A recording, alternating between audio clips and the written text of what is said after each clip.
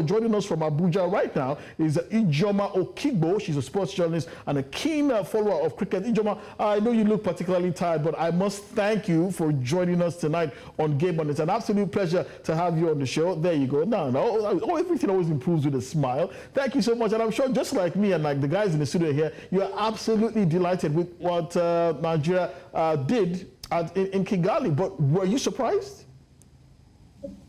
I wasn't. Absolutely, I wasn't.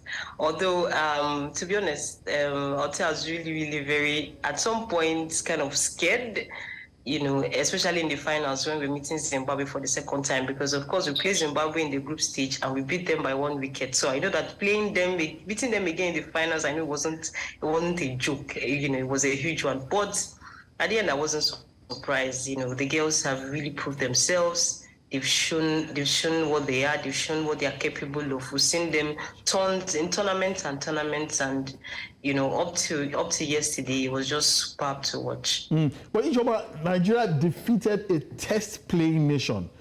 Now, that's no mean feat. But for those who don't understand what that means, what is the significance of Nigeria beating Zimbabwe, who are a test-playing nation? Okay, so Zimbabwe is just as it's a test-playing nation. In cricket, some nations are considered to be elite, while the others are quite developing or associate. And so Nigeria is under the associate. So beating Zimbabwe, is a huge one for us. I think by and large it's going to really tell, on cricket and development of cricket, not just in Nigeria, but in some associate nations. In the Under-19 World Cup in South Africa last year, we also saw Rwanda beating Zimbabwe and West Indies.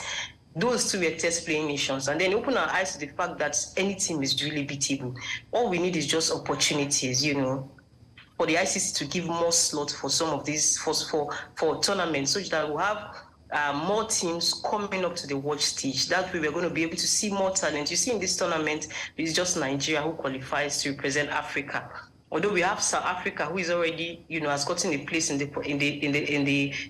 Malaysia 2025 based on their rankings, based on their test-playing nation, based on the fact that they are elite cricket-playing nation. But Nigeria and other countries in Africa have to go down through the qualifying race, and that's where Nigeria won. So for me, I would say more opportunities. This has only shown that you just need to work hard, prepare. Wherever you are, in your country, just be deliberate about it. Do the basics. Ensure that you have good facilities. Ensure that you expose these girls or you expose the cricket players to as much tournaments, as much training as possible, and not just wait till when there are competitions. Because what happened in these qualifiers just shows that the federation or the girls have come a long way. They did not just start today. It was not given to them on a platter of gold. They worked hard for it, and so for me, it just shows that opportunities should be opened up. ICC should try to open up so much opportunity so that we have more teams come up and play in the world stage. You see, just only Nigeria that qualify, but if you had followed the tournament, you see that there are lots of prospects in terms of individual talents, in terms of teams as well that can fit in and really play favorably in that World Cup, and so it really should with the girls' performance. I totally agree with you, Ijoma, but we're really much concerned with Nigeria, and a lot of people have been plaudits coming from all over the world, and I've just been surprised with everything I've been seeing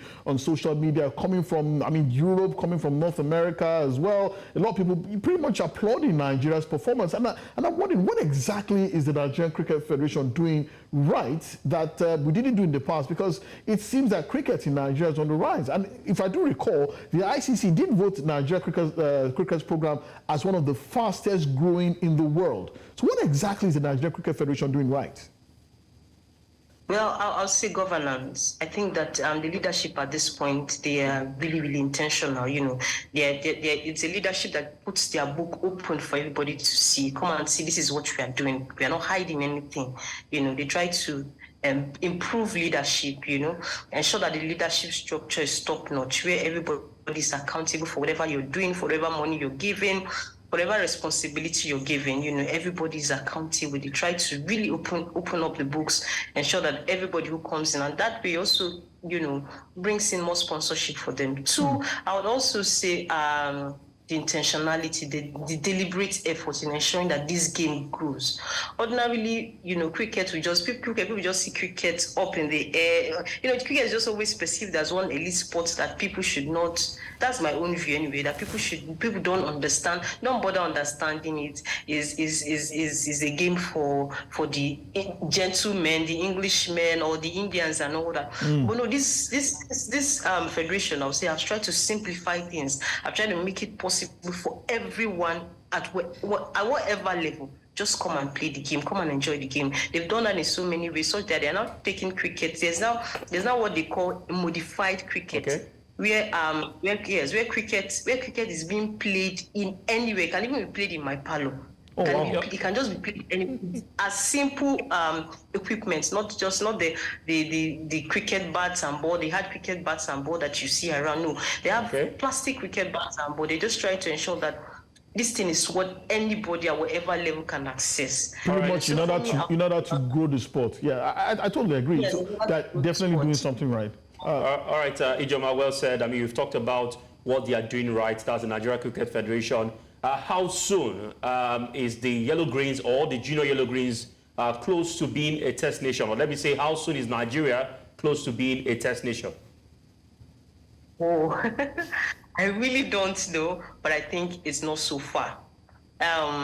We were speaking with the president last week, and then he was saying that at that time we were still in the semi-finals, and so he was just hopeful that we are able to make it to win this tournament. And so he said, if it's possible, this is just an avenue for them to open the conversation, open talks with the ICC bodies, with the ICC governing body, and not just himself, but as well as other associate playing nations, so that they can actually open up opportunities, open things up for other countries to move. So for now, I'm not sure when, but I think it's no longer, and it's quite in the nearest future. I totally agree with you. But Ijoma Okigbo, thank you so much for joining us tonight on Game On. I know we kept you way past your bedtime, but it's an absolute honor and a pleasure to have you on the show. And thank you so much for pretty much illuminating what Nigeria cricket program has been doing right, and hopefully they can continue in this vein, so that like Favour wants, and we all want, we can become a test playing nation in the nearest future. Ijoma Okigbo from all the way from Abuja, thank you so much for your time.